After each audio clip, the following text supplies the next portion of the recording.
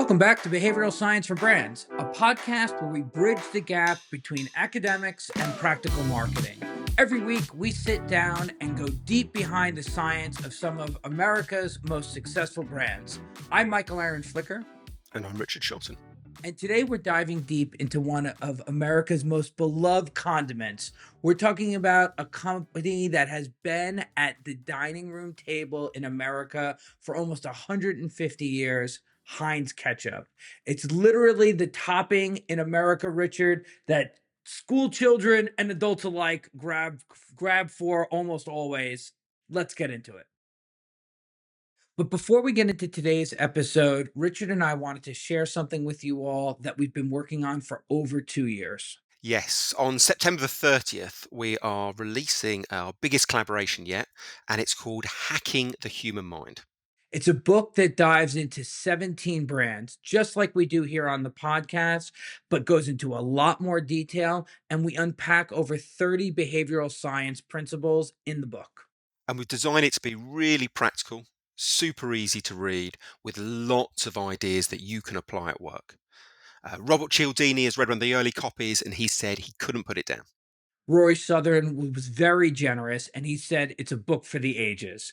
You can pre order it right now on Amazon by just typing in the title, Hacking the Human Mind, or after September 30th, wherever books are sold. So, Richard, today we're diving into Heinz ketchup. As we were saying in the opening, it's one of America's favorite condiments and really a fascinating study for today's podcast. Let me give a little bit of background, like we like to do, and then we'll jump into some of the behavioral science. So, Heinz ketchup, one of the most iconic brands with over 150 years of history. It was founded in 1876, making it both older than the Eiffel Tower and the light bulb. And for all that time, the base formula has not really changed. The recipe is largely tomatoes, vinegar, sugar, salt, and spices. And it does change depending on where it's sold. Today, the company produces over 5,700 different products sold in almost every country in the world. But since we like beginnings in this podcast and we like to learn where things come from, the story of Heinz starts with its founder, Henry Heinz, when he's 25 years old and he's living at home with his mother in Pittsburgh, Pennsylvania. That's where he creates his first product. He calls it, quote, a pure and superior grated horseradish using his mother's recipe. And like we see so many times in our examination of other brands, whether they're great marketers or they just have unique insights into buyers, Heinz does a number of things differently early in his career that set up a lot of his success. So that clear horseradish that he took from his mother's recipe, he puts it in clear glass to display its purity and quality compared to what most of the other folks on the shelf were doing, which was putting their horseradish in dark bottles, brown bottles to cover up the quality of the ingredients. In his ketchup product, he changed the traditional spelling of catsup, CATSUP, to ketchup, KETCHUP, to be distinctive again on the shelf. And he even comes up, his early winner is pickles. He ends up calling himself the Pickle King because he wanted to be remembered as something really unique in the market. But for all his marketing ideas, and there's even more in biographies about him and the history about him, the one that stands out as having some of the most enduring nature is coming up with the 57. And originally it was 57 varieties was a slogan that he started early on to attract customers. It's still on the bottle today. We're going to come back and talk more about that. But interestingly, it's a completely made up number. As the story goes, Heinz was visiting New York City in 1896 and he sees an advertisement for 21 styles of shoes. He found it memorable and he thought attaching a number to his own brand would help it stick with consumers. So the company carved 57 on hillsides as train passengers would drive by and say 57 good things for the table. It was that line was featured on an electric billboard in New York City in 1900. It was 6 stories tall, 1,200 fluorescent light bulbs, and it had a 43-foot long flashing Heinz pickle.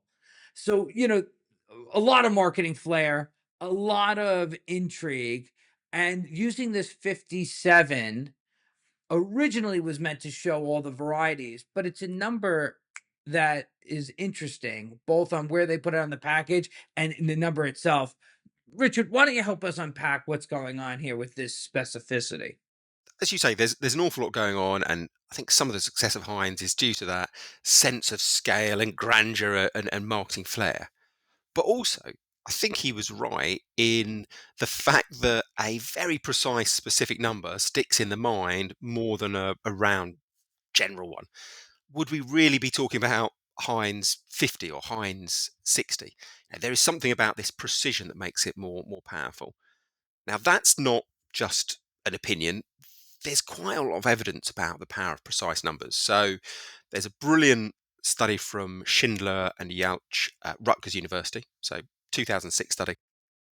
Recruit a group of people and they show them an ad for a deodorant. Now, sometimes they say the deodorant reduces perspiration by 50%. So that is a round number, a general number. Sometimes they say it reduces perspiration by either 47 or 53%. So he gives these similar numbers, sometimes a precise claim, sometimes a rounder claim. And then he asks people how accurate do they think the deodorant's claim is and how credible do people think the claim is. And he sees a very clear pattern. If people have seen the precise number, they think it's 5% more accurate, 5% more credible and 10% more accurate than people who saw the round number.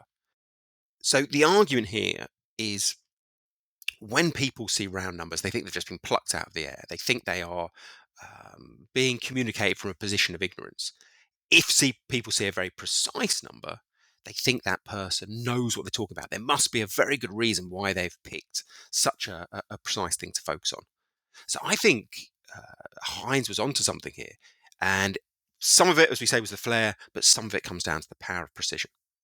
And we've talked about this before. Episode 13 had Dyson, and he uses a similar example of precision. You want to remind everybody what we talked about in Dyson's episode? Yeah, so it's a lovely one. It goes all the way through Dyson's advertising, their PR, their website, even in fact, the very first line of James Dyson's autobiography.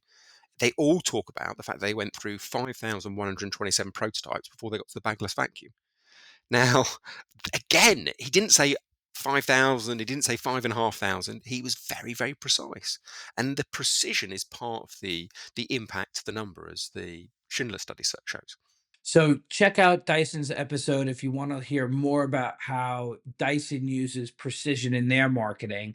And Heinz, not just 57, Heinz has tactically used this point in some of their advertising. They talk about the slowness of the pour of the ketchup at exactly 0.028 miles per hour. That's how fast the ketchup will come out of the bottle. So they're using this precision not just in 57 varieties, but in other advertising they're doing. So it's a regular thing they're doing. But that puts them, I think, at odds with an awful lot of advertisers. An awful lot of advertisers talk in vague generalities. I think we could learn from Heinz, we could learn from Dyson, and try and add precision in where we can. So don't say you've got a million customers, say you've got 1.1 million customers. Don't say 90% of our customers give us a 5-star review. Say 91.3%. We are in an environment, unfortunately, as commercial advertisers, where most people don't trust us, most people don't believe us. So you want to be working with these innate biases, and precision is probably one of the simplest ones you can do to generate that sense of trust and as Heinz also realised, that boost of memorability. Yeah. I think there's also, so we have the study that shows that it was a 5% lift in was that the number? Yeah, 5 in credibility, 10% in accuracy. And it's interesting that it does add just a smidge of friction to understand what is being communicated when you see that those precision in the numbers. Normally, we talk about how removing as much friction as possible is the preferred route. But in this instance, a precise number does cause a little bit of friction, doesn't it? Yeah, you're absolutely right, and that friction does lead to memorability. There's a whole body of work that suggests that, and I think Heinz have harnessed this too. So, talking a few years back now, and we'll put these in the show notes, but there were these wonderful ads that they ran. I think they might have been even inspired by Mad Men, where it was a picture of some chips, and then it just said "Pass the Heinz." Now, what's interesting there is virtually every other advertiser would have shown chips smothered in ketchup, or you might say catsup, but I have no idea what that the one is. That we're both ketchup. Yeah, yeah, we're both ketchups. Okay, okay. What Heinz did so cleverly though is let you imagine the pouring of the product onto those chips. Now that I think is a very lateral interpretation of what psychologists know as the generation effect. So the original study was done back in 1978 at the University of Toronto by Norman Slamecka and Peter Graff, and they showed people pairs of words. So some people might see rapid, fast. Other people saw rapid, FAS blank. Both groups were asked to try and remember these words.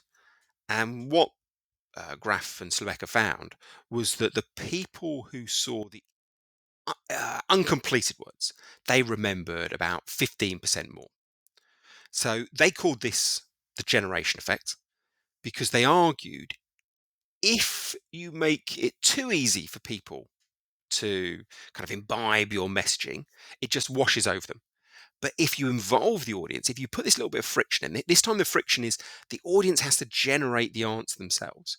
And that act of effort, that little bit of processing power, that makes the information far, far stickier. So precision and then this generation effect. These are two similar tactics that Heinz have used across the years, both of which embed that message that little bit more strongly. It's almost a takeaway that we talk around in a lot of these podcasts, but it's almost worth taking a moment and focusing on it, which is there's no one golden rule. There's no one magic bias. It's about how you apply the behavioral science insights we talk about in these episodes to your business case. So, should all friction always be removed? This is a great example of both of these examples of where we really shouldn't remove all the friction, and a little bit of friction increases memorability. And and it's more about looking at the body of insights that we have access to, the body of academic research we have access to, and understanding the broad business problems that you're facing and trying to match them up. Yeah, I think you're right there. I think it's a really interesting example. And the other part is trying to make a message memorable. It's not that there is a single solution. While you could use precision, you could use the generation effect. There's also things like this idea of concreteness that we're much more likely to remember words that we can visualize. So I almost see behavioral science as this suite of tools that the marketer has to pick not just the right one for the right problem, but also even when you're very specific about the problem, say memorability, there's still different tactics. You just want to try which ones help you solve the problem. And I really love that variety because I don't think accepting behavioral science means that you as a marketer or you as a copywriter suddenly lose your role. It's your role to pick the right study. And Richard, we had a great guest on earlier this year, Nancy Harhut, who spoke about how applying behavioral science principles to business problems the best way to know if they're working is testing them, and not just testing them by asking people how would they feel about this, but actually testing the reactions people have when they don't know they're being tested. We'll put the episode number in the show notes, but it's a great way to approach testing to know if you're really getting to the results that you want with the behavioral science principles you're using. Absolutely, absolutely. So, Richard, we've talked about these two biases, but there's a third one we prepared for today, and it comes to one of our favorite behavioral science principles. That's the pratfall effect. Yeah, so what Heinz are doing, you mentioned around the use of precision when they talk about the slowness of their product. I think you could argue slowness when it comes to a food is a bit of a flaw. Like most people want their ketchup straight away. So at first it feels a bit strange that people might, a brand might emphasize this problem. But we've talked in previous episodes about the pratfall effect, which is essentially the idea that if you admit that there is a flaw, you become more appealing, and also you become more believable. But we've also skirted around this issue occasionally that what flaw you admit is crucial. And we've always made a logical argument that you need to pick a flaw that has a mirror strength. So Stella Artois used to go out and say reassuringly expensive. The flaw is that they are expensive, and the assumption is therefore that they're high quality. With Heinz, the flaw is they're slow, and we often think things that are slow are going to be high quality as well. But we've always argued that from logic. But there's a phenomenal study that only recently we've become aware of by Gerd Boner at the University of Bielefeld in Germany, which actually proves this idea about the importance of a related flaw. So what he did back in 2003, recruits 131 people, and he shows them an ad for a restaurant. Now, on virtually all aspects, the ad is the same, but one thing changes. So, first set of people just hear about the positives of the restaurant, that it's got this like cozy atmosphere, and they rate it the kind of appeal of going at 4.29. The next group hear the same positive, that it has a cozy atmosphere, but they hear an unrelated negative feature. So they hear that it doesn't have dedicated parking. So it's unrelated to the coziness. Now, interestingly, as the pratfall effect suggests, there is a slight increase in appeal, so up to 4.51 now. But what's super interesting, and this is completely new that we've never discussed before, the third group of people, they are told about the positive, the cozy atmosphere, and then they're told about a related weakness. So they are told that the restaurant can't accommodate large groups. So the fact they can't accommodate large groups, that is testament to a problem with the fact the restaurant is small and therefore or cozy. And that group by far give the most positive ratings. So they rate the restaurant at 5.62 in terms of appeal. So that's a 31% improvement on the no negative ad. So what we're seeing here is if you want to, I think, replicate the power of some of these Heinz ads, if you want to use the pratfall effect, if you admit a flaw, you get a little bit of benefit, probably because it makes you feel a bit human and makes you feel believable. But if you want to maximize the benefit, you have to be really, really careful in the flaw that you pick. You want to find something that relates to whatever strength you're trying to land. It's not only that you need to find that narrow strength that you want to highlight, but you also have to present it in a way that colors for people's minds why it would be that much more desirable to have it, or why it's so much better because of it. How does, episode 1 we did Guinness, good things come to those who wait. Does that get you there, or that's not enough? That was an interesting use of the pratfall effect, but doesn't fully get you there. I'm a big fan of that one because I think it hasn't picked this random flaw. It doesn't say Guinness smells a bit funny. It says Guinness, good things come to those who wait. So they're emphasizing, like Heinz have done, slowness. And in fact, I think the Heinz ad might have well inspired the Guinness ad. I think Heinz came out a little bit early with their emphasis of slowness. Yep. And I think it is true that most times in life, we know that if something takes a bit of time, it tends to be higher quality. Like if someone knocks together a dish for dinner in 2 minutes, it's probably not going to be that tasty. They haven't put love and attention and care into it. If they've spent an hour, working hard, sweating away in the kitchen, it's probably going to be a bit nicer. You know, two things aren't definitely um, correlated.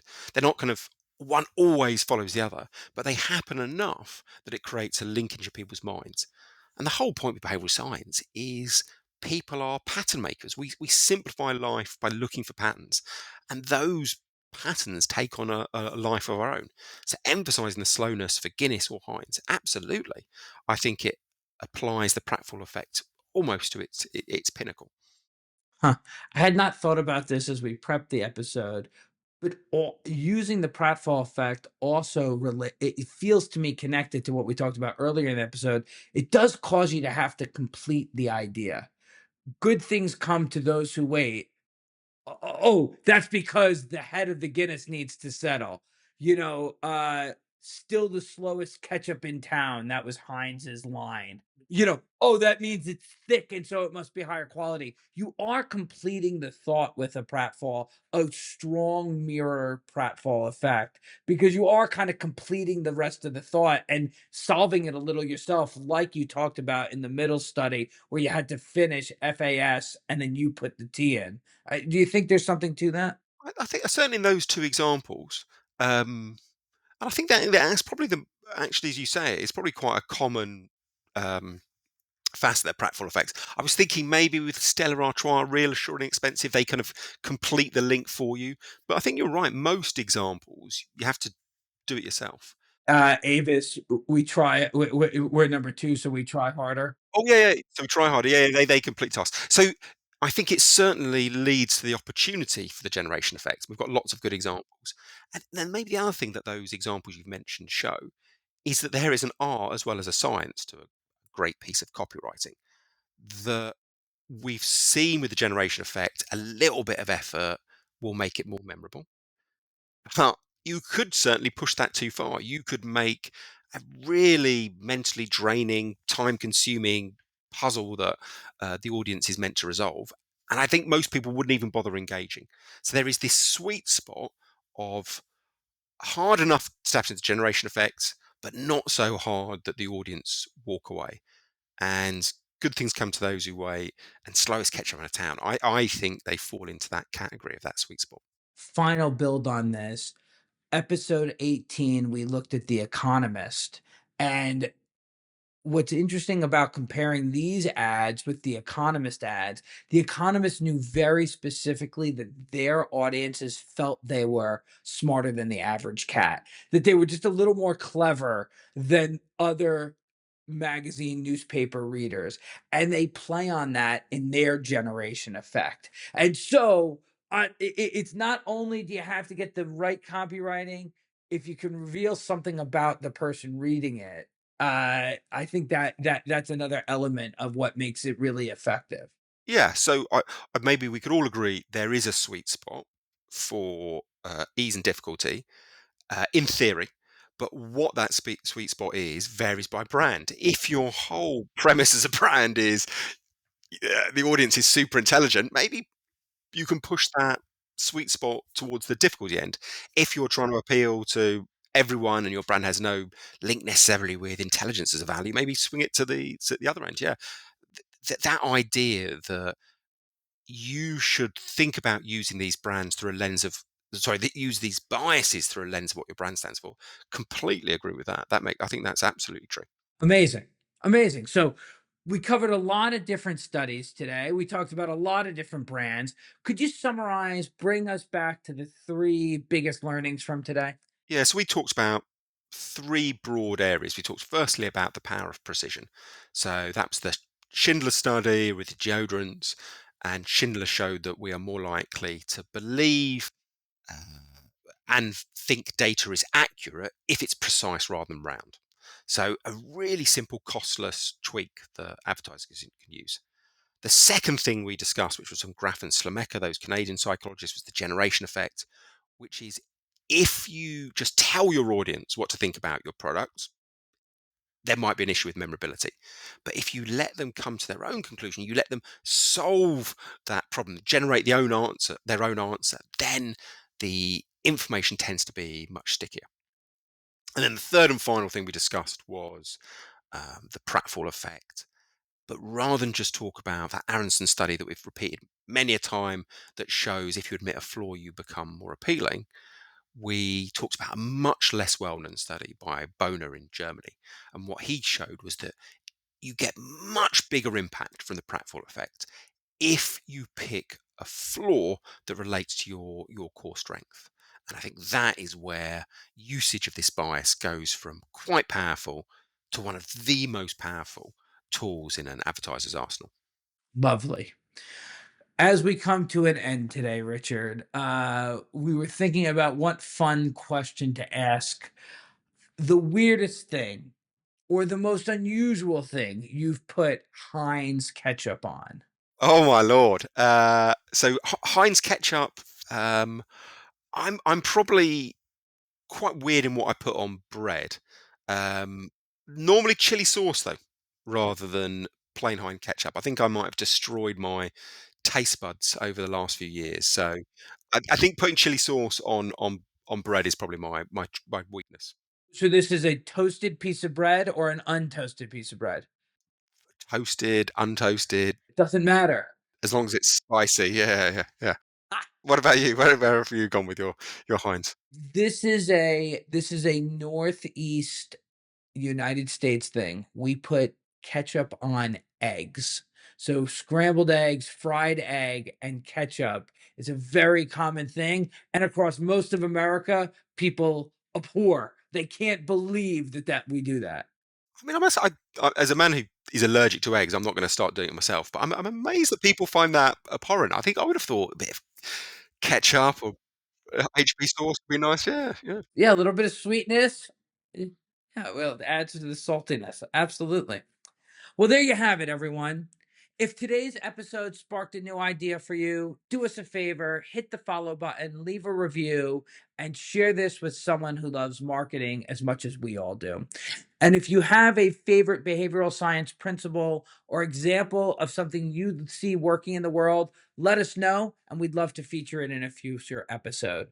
Until next time, I'm Michael Aaron Flicker. And I'm Richard Shelton.